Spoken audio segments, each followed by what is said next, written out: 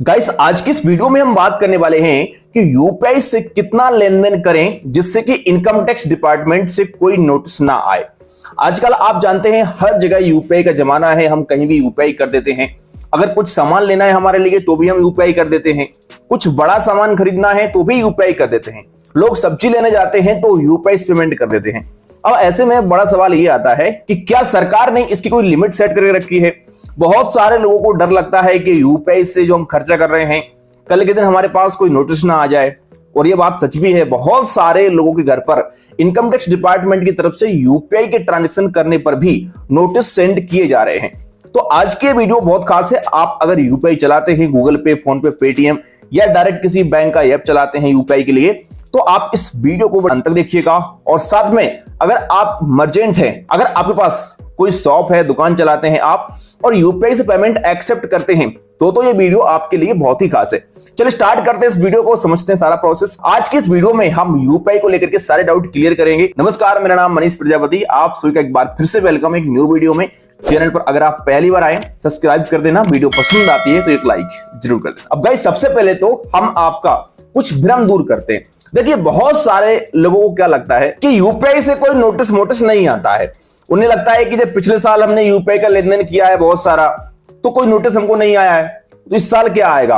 तो देखिए, आपको बता दूं कि ऐसा जरूरी नहीं है। इनकम टैक्स डिपार्टमेंट आपको पिछले 8 साल का नोटिस भी अभी सेंड कर सकता है। मतलब इनकम टैक्स डिपार्टमेंट आपके लिए 8 साल पुराना नोटिस आज सेंड कर सकता है।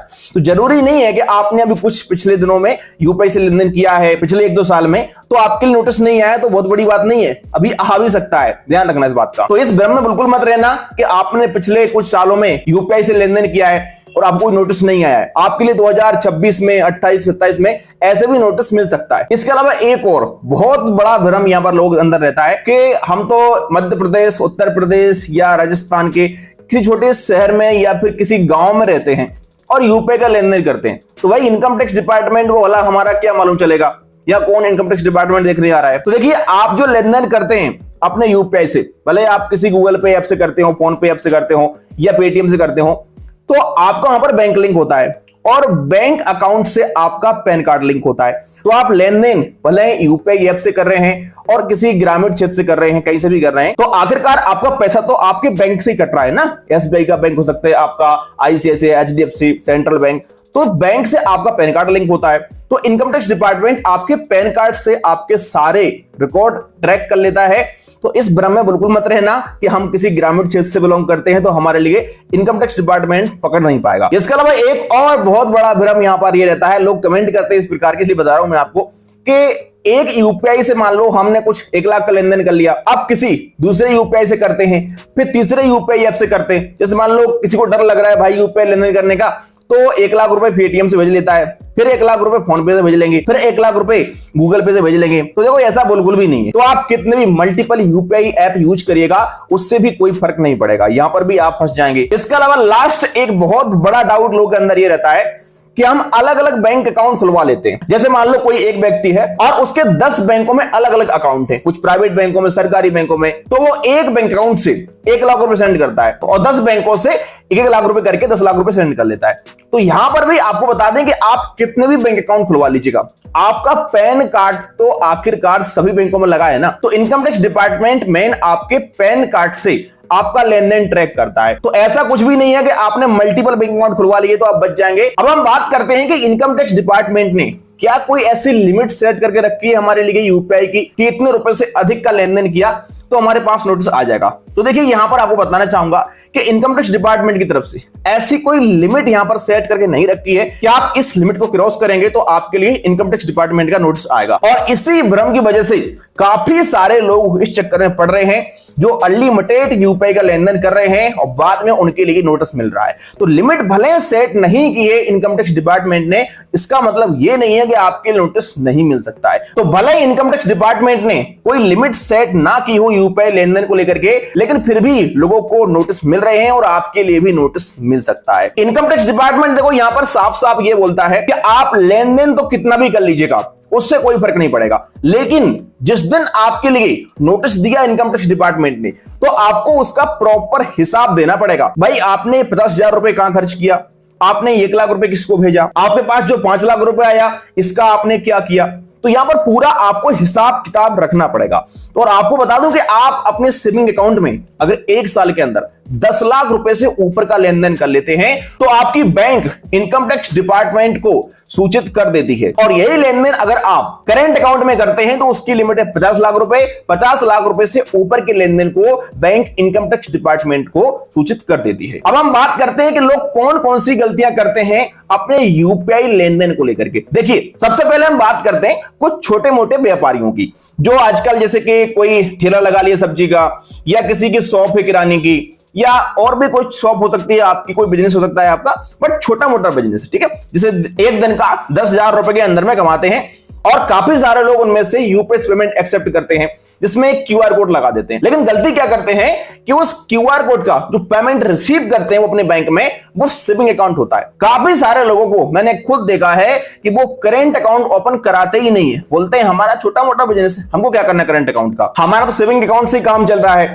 तो आपको बता दूं कि अगर आप अपने सेविंग अकाउंट में क्यूआर कोड से पेमेंट रिसीव कर रहे हैं तो इसमें आपको बड़ी समस्या आ सकती है। और इनकम टैक्स डिपार्टमेंट को यहां पर यह लगता है कि आपके अकाउंट में पैसा आया कहां से। देखिए क्या होता है कि जैसे मान लो आपकी शॉप है, अब शॉप रजिस्टर्ड भी नहीं होती है बहुत सारी, तो बाद में आपको इशू आएगा। अगर आपकी कोई भी शॉप है और आप उस पर क्यूआर कोड लगा रखे हैं तो मेरा कहना यह है कि आज ही आप अपना किसी भी बैंक में करंट अकाउंट ओपन कर लीजिएगा। अगर आप zero balance current account open करना चाहते हैं इंडसइंड बैंक में तो उसका लिंक हम डाल देंगे वीडियो के डिस्क्रिप्शन में, आप क्लिक करके घर बैठे बैठे वीडियो केवाईसी से ओपन कर लेना, काफी बढ़िया अकाउंट है। बाकी का आप किसी भी बैंक में अपना करंट अकाउंट ओपन कर लीजिएगा और उस क्यूआर कोड का पेमेंट रिसीव कर रहे हैं तो अपने करंट अकाउंट में करिएगा, जिससे आपको कोई भी समस्या नहीं आएगी, क्योंकि करंट अकाउंट की लिमिट होती है 1 साल की 50 लाख रुपए। इसके अलावा काफी सारे लोग कैशबैक के चक्कर में इधर उधर पैसा करते रहते हैं, स्टूडेंट वगैरह हो गए, या फिर बहुत सारे लोग, कुछ यूपीआई एप्लीकेशन है जो उन्हें कैशबैक देती है। भाई 10 लेन देन कर लो